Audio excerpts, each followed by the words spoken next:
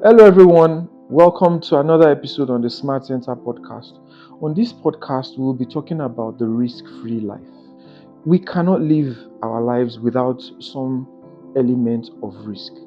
Every individual, every organization knows that they have to take some element of risk.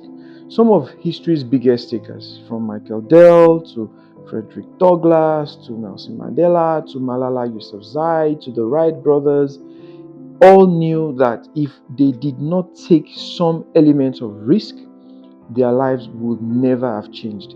They would never have achieved some monumental success. Everybody has to take some degree of risk, or else you're just going to keep having the same results and you will have a boring life. Take Frederick Douglass, for instance. Frederick Douglass was a slave in the United States in the 18th century.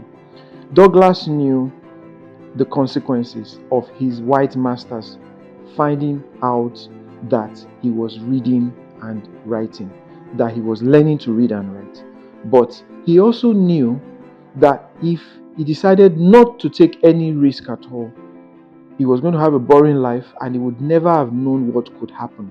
Take Michael Dell, for instance, as well. Dell was a medical student in the early 1980s. But Dell saw an opportunity to be taken in the technology sector. What did he do? He dropped out of medical school and decided to start the Dell Corporation building computers, and the rest is history. You cannot have an element of victory, an element of progress, an element of success if you are not willing to take some calculated risks. By risk, I don't mean gamble. Risks means you having a business plan, starting a business, and going ahead with it. A risk also means you identifying some companies that are doing well and buying their stocks. That's risk. A gamble is you taking your money and going to the casino and doing whatever it is you want to do. A gamble is you going to the betting house and spending your money there. What I am talking about here are calculated risks that make us better organizations, better individuals, and better companies.